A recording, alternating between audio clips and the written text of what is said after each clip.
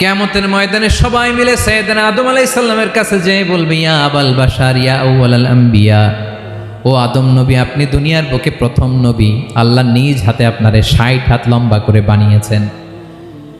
আপনার সম্মানে ফেরেশতাদেরকে সেজদা দিতে বলেছেন। দুনিয়ার প্রথম নবী, প্রথম মানুষ আপনি। আপনি আল্লাহরে যে সুপারিশ করেন যেন আল্লাহ বিচার শুরু করে।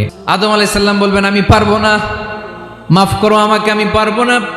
ওই যে ভুল করে গন্ধম খেয়ে ফেলেছি, নিষিদ্ধ গাছের ফল খেয়ে ফেলেছে, আমি বড় লজ্জিত, অনুতপ্ত, আমি পারবো না। আজকে আল্লাহ এত রাগান্বিত হয়েছে, আগে কখনো আল্লাহ এত রাগান্বিত হয় নাই, ভবিষ্যতেও আল্লাহ কখনো এত রাগান্বিত হবে না। আমি পারবো না। এক কাজ করো, তোমরা নূহ আলাইহিস সালামের কাছে যাও। কোন নবী? লোকেরা এবার পাগলের মতো দৌড়াতে দৌড়াতে আল্লাহর নবী নূহ আলাইহিস সালামের কাছে যেয়ে বলবে, ইয়া নবী আল্লাহ নূহ, আনতা আউয়ালুর রুসুলি ফিল আরদ, আপনি জমিনে প্রথম রাসূল। আদম আলাইহিস সালাম নবী ছিলেন, রাসূল ছিলেন না। এই দুনিয়ার বুকে প্রথম রাসূল ছিলেন আল্লাহর নবী নূহ আলাইহিস সালাম। সবাই বলবে, ও নবী আল্লাহ নূহ, রাসূল আল্লাহ নূহ, আল্লাহ আপনাকে আবদান শাকুরা, শুকরগুজার বান্দা বলে কোরআনে বলেছে। কোরআনে নূহ আলাইহিস সালামের নামেও সূরা আছে না নাই? আপনি আল্লাহর প্রিয় বান্দা, প্রিয় রাসূল। দেখেন আমাদের কি দশা, ঘামতে ঘামতে শেষ। জমিনটা তামার জমিন, সূর্যটা মাথার কাছে, কি করবো আর পারি না, ঘামতে ঘামতে আর কত ঘামবো, কত দাঁড়িয়ে থাকবো। আল্লাহরে যে বলেন বিচার যেন শুরু করে। নূহ আলাইহিস সালাম বলবেন, আমিও পারবো না, আমিও পারবো না। আমি আমার ছেলের জন্য এক কথা বলে ভুল করে ফেলছি। যখন মহাপ্লাবন হবে আমি বললাম, আল্লাহ আমার কলিজার টুকরা সন্তান রে বাঁচান। আল্লাহ বললেন, ও নূহ, সে তোমার সন্তান না, কারণ সে ঈমান আনে নাই, সে পাহাড়ের উপর দাঁড়িয়েছে, দেখি কেমনে সে বাঁচে। ওই যে আমি একটা না বুঝে আবদার করেছি, আল্লাহ আমার উপর রেগে গিয়েছিলেন। আজকে আল্লাহ ওই ব্যাপারে যদি আমারে প্রশ্ন করে, আমার কোনো জবাব নাই, আমি পারবো না, মাফ করো। তোমরা সবাই মিলে আল্লাহর খালিল ইব্রাহিম আলাইহিস সালামের কাছে যাও। লোকগুলো পাগলের মতো খুঁজতে আরম্ভ করবে, অযুত লক্ষ নিযুত কোটি মানুষের ভিড়ে আল্লাহর খালিল ইব্রাহিমকে যে বলবে, ইয়া খালিলুল্লাহ, ও আল্লাহর খালিল, আল্লাহ আপনাকে বড্ড ভালোবেসেছেন, আপনি কাবা বানিয়েছেন, আল্লাহ আপনাকে বড্ড পছন্দ করেন। দেখেন আমাদের কি অবস্থা। আপনি যে আল্লাহর কাছে সুপারিশ করেন যেন আল্লাহ আজকে বিচার শুরু করে। আল্লাহর নবী ইব্রাহিম বলবেন, আমিও পারবো না। আমি আমার জীবদ্দশায় 3টা মিথ্যা বলেছি। কয়টা?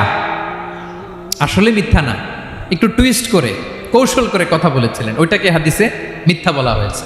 আমি জীবনে 3টা মিথ্যা বলেছি, জীবন বাঁচানোর তাগিদে কৌশল করে 3টা কথা বলেছি। আজকের এই কঠিন ময়দানে আল্লাহ যদি ওই 3টা কথার ব্যাপারে জিজ্ঞেস করে, লজ্জায় আমি মাথা দেখাতে পারবো না, আমিও পারবো না, আমিও পারবো না। আজকে আল্লাহ এত রেগে আছে, আগে কখনো এত রাগে নাই, পরেও রাখবে না। তোমরা সবাই মিলে বনি ইসরাইলের নবী মূসা আলাইহিস সালামের কাছে যাও। সবাই এবার যাবে মূসা আলাইহিস সালামের কাছে, যেয়ে বলবে, ইয়া নবী আল্লাহ মূসা, আপনি ছিলেন কালিমুল্লাহ, আল্লাহর সাথে সরাসরি কথা বলতেন। রব্বুল আলামিন আপনাকে তাওরাত কিতাব দিয়েছেন, আপনি যে একটু সুপারিশ করেন। আল্লাহর নবী মূসা বলবেন, মাফ করো, আমিও পারবো না। আমি দুনিয়ার বুকে ভুল করে একটা মানুষকে মেরে ফেলেছি। আমি মারছিলাম আদব শিক্ষা দেওয়ার জন্য এক থাপ্পড়, এই থাপ্পড়ে যে ওই লোক মরেই যাবে আমি জানতাম না। আজকে আল্লাহ যদি জিজ্ঞেস করে কেন মারলা, জবাব আছে? ওই লজ্জায় আমি অনুতপ্ত, আমি পারবো না, আমার এই কথা বলো না। আজকে আল্লাহ বড্ড রেগে আছে, আমি পারবো না। তোমরা আল্লাহর নবী ঈসা আলাইহিস সালামের কাছে যাও।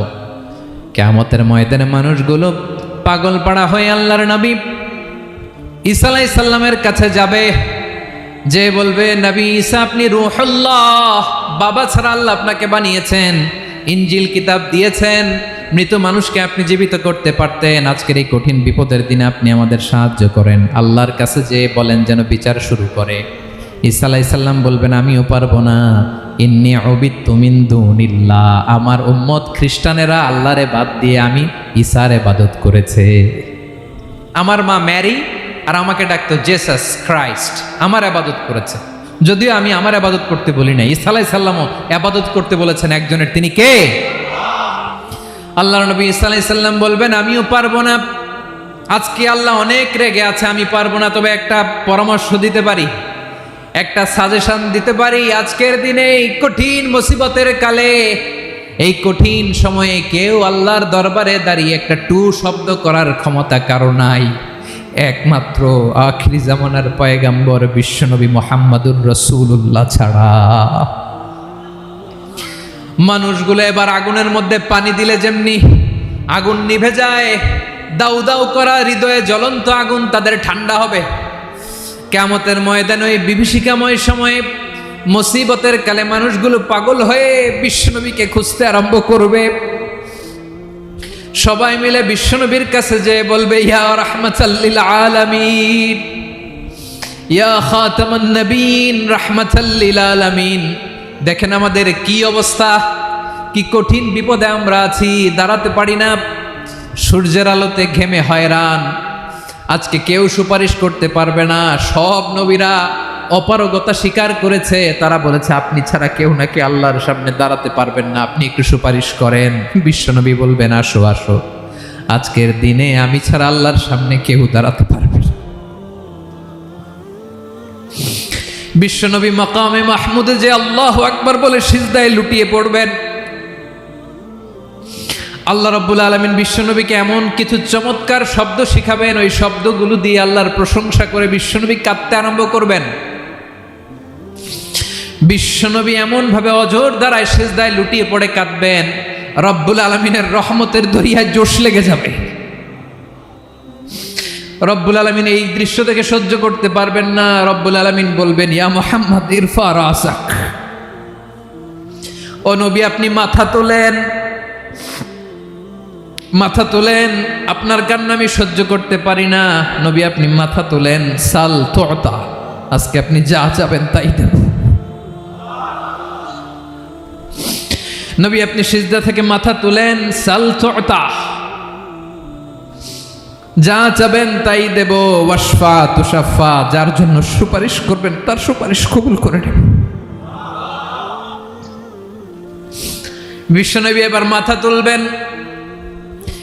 যে বিভীষিকাময় সময়ে প্রত্যেক নবী বলেছেন আমি পারবো না, প্রত্যেক নবী বলেছেন নফসি নফসি, আমার কি হবে আমি জানি না, আল্লাহ আমারে বাঁচাও। প্রতিটি নবী বলবেন নফসি নফসি, আল্লাহ তুমি আমারে বাঁচাও, আমারে বাঁচাও। বিশ্বনবী মাথা তুলবেন, তুলে বলবেন রব্বি হাবলি উম্মতি, আল্লাহ তুমি আমার গুনাহগার উম্মতকে বাঁচাও।